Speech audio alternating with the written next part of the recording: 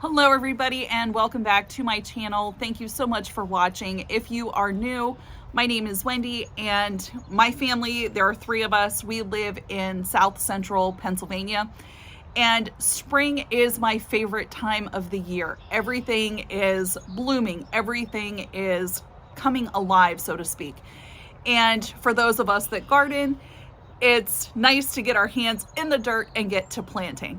So I want to give you a garden tour today, and I want you to keep in mind that with our location, the month of May can be very unpredictable. It may either rain, it may snow, it may sleet, it may hail, it may freeze rain, or it may be 80 degrees out. You just never know. So we have kept our tarps out, and you can see they're right there behind me. My daughter and I, if we know it's going to be in the mid 30s to 40s, we will go down, play Tetris with the tarps and try to figure out how to cover everything the best that we can. And it has saved us at least twice. But it's good to have those on hand for frost. Other things work really well too. My mother-in-law was telling me they used to take newspapers and make paper hats to cover their plants with. And if I would have known that, that would have been really fun for us to sit down and do together. Next time though. But I'm gonna show you what we have. Our potatoes look really well. Our onions and cabbage and broccoli and cauliflower all look really good. The only one thing that's bad right now are my eggplants. They were getting root bound in the container that they were in, and it was either I let them die in the container or I take a chance and plant them in the ground. Now we have had one evening where we did have to cover them with a container and then threw a tarp over the plants themselves just as an added layer of protection. So I don't know if the cold affected them badly, but I will show you those later on, and maybe if you're good at growing eggplant, you can kind of diagnose it for me and let me know if it's time to pull them out and start over. So without further ado, let's get to the garden and I'll show you what we have growing. Let's go. All right, we are at the garden, and this half over here that is not plowed is going to house a majority of our tomatoes and our pepper plants. We have 71 tomato plants and probably about 50 pepper plants. And to grow those correctly, they need a lot of spacing in between them for airflow. So that's why there's all that space over there that is not being used at the moment. All right, guys, judgment-free zone, please. I do need to weed, and I'm really not going to because our potatoes are at the point where they need what is called hilled. And I'm gonna go in between each row and lay newspaper down, and that will act as a weed barrier. And we will be putting mushroom mulch in along the sides of each potato row, and we will hill them with the mushroom mulch.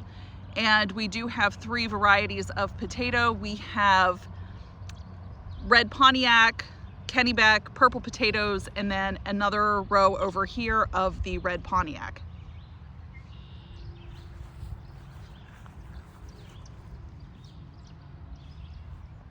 Moving down, you can see that we have a beautiful row of onions. We have about 120 of them planted in this row. And onions, you guys, do not like to have weeds. And if you can keep it weeded really well, you will find that you grow a bigger bulb. But as you can see, ours are tightly packed in there. So what we're gonna do is come in here and thin these out. Like if I make a salad, I will come in and pull one out and chop the whole thing up and throw it in the salad. And that's how we make and create space for the bulbs to generally get about that big. The next row we have is our lettuce. And we have 8, 9, 10, 11, 12. We have 12 lettuce plants in here and 5 kale plants towards the end. Everything is growing really well. We have picked off of this twice now for side salads for dinner. And in the next row over, you can see we have our cabbages. We have 8 cabbages, 5 broccoli, I think, and maybe 2 or 3 cauliflower. So that is in this row. And you can see they are starting Our cabbages are starting to form heads, which is awesome. And they are having 0 pest damage at this point, which is really good. Now, in between my plants, and you can't really see them right now, but I have planted flowers sporadically through these rows. None of them have flowers on them yet, but I do have marigolds and then a different type that has like a really pretty yellow head to it. So I'm hoping that that will attract pollinators. All right, you ready for this? Here is my pitiful eggplant. So this is the one I was telling you about. And I don't know if it's sun scorched. It kind of looks like it's scorched. I don't know. Like these side leaves look really bad, but then this one looks really good. And so does this. So I don't know, do I prune these off like this one and this one and it'll still grow? I don't know. Okay, you guys, remember how I told you to plant your vining things on cattle panels of a trellis type thing if you have it, because it will save space? I went ahead and planted one of our pumpkins the other day because, again, it was getting root bound too in the container it was in. And so far it's doing really good. Got a little bird poop on it. And the tendrils are coming out and it is starting to flower a little bit. You can see they're not open yet, but it is starting to create flowers. And what will happen is once this starts to get a little bit taller, the tendrils will wrap around the cattle panels and then they will just climb and vine the whole way up, and then your pumpkins will hang then. Okay, so I have to say, I think I'm a genius on this one. And I hope that if you have the chance to do this, you can too, because it has already attracted so many pollinators that it's unbelievable. This beautiful flowering plant right here is a kale plant that has been overwintered. And I have 2 bumblebees right now that are going in and out of it. And you guys, last year I hand pollinated for probably a month on our tomatoes and our zucchini because I had no pollinators in the garden. And this is just amazing. So I let the kale plant overwinter. It bolted here just like a couple weeks ago, and we are attracting all kinds of bees, and you can see them flying in and out of this plant. It's just awesome. In this back section, I usually plant another couple rows of lettuce and things to go in salads. The reason I have so many lettuce plants, I'm going to try and sell my produce this year, and we'll see how that goes. So I have several more lettuce plants here. I have a row of mustard and then a row of radishes that I just put in the ground today. Over here I have chamomile, chives, basil. My oregano has come out of dormancy over here.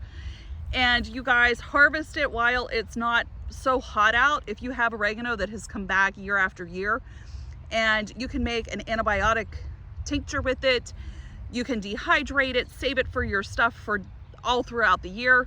Great herb to have on hand. We have parsley. My cilantro looks pitiful. And my massive, massive catnip plant. It is just ridiculous. The cats have found it and they love it. So coming around this way, I have another beautiful plant to attract pollinators and my peas. So I need to come in here probably this afternoon and help these guys find the cattle panel because they're growing towards the center of it, which is not what we intended. And we just need to help see how the tendrils wrap around the post. That's what you want. So we just need to guide it a little bit. This is our greenhouse that we have, and we have our pumpkins, cucumbers back in here, and guys, they look amazing. And we have our loofah plant too right there. Some flowers, tomatoes, we've got some peppers, cucamelons. We've got more tomatoes. These guys really need planted like it's bad.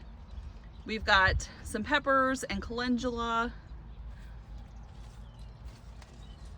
more tomatoes, and guys, look how pitiful my peppers look. Like, I planted these like a month ago and look how little they are. They have been fertilized and everything. I went with a different seed company this year. I don't know if that's what it is or if it's me, I don't know. But they're just not growing like I thought they would.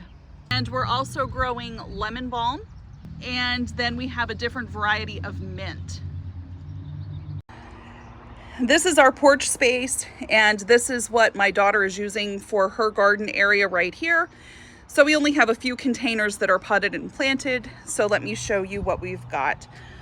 We have our onions in this one. She has beans. Those are just green beans. And then a big tomato plant, which I think we needed a bigger container for because I believe we're gonna get root bound. But you guys, it's starting to produce flowers already. Gorgeous, gorgeous plant. We've got some purple potatoes, some kennyback. Carrots are just starting to sprout here. We have broccoli.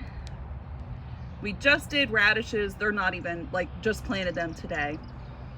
And mustard greens. She has a lettuce plant that needs to be repotted because it's going to go bad. Same with this one. This one could probably do with repotting as well. And then some good old chives. Thank you so much for joining me today. I hope you enjoyed my garden tour. And guys, just realize that gardening, it's not always going to be 100% of the time. You're gonna have failures. Even as an experienced gardener, things are gonna die on you. Things are gonna get diseased. You're gonna have critters come in your garden. You just have to not beat yourself up over it, because you learn year after year what works and what doesn't. And it's always good to keep yourself a journal and keep track of everything when you plant it, and the weather, how often you fertilize it. So that way you can look back year after year and be like, okay, on this date, I planted X, Y, and Z, and maybe I should have planted them a week earlier. So it's always a good resource to have to look back on. But I thank you for joining me today, and I wish you all the best of luck in your gardening adventure, and I hope you grow tons of food, no matter what size space you have. Thanks for joining us. Take care, and we'll see you next time. Bye.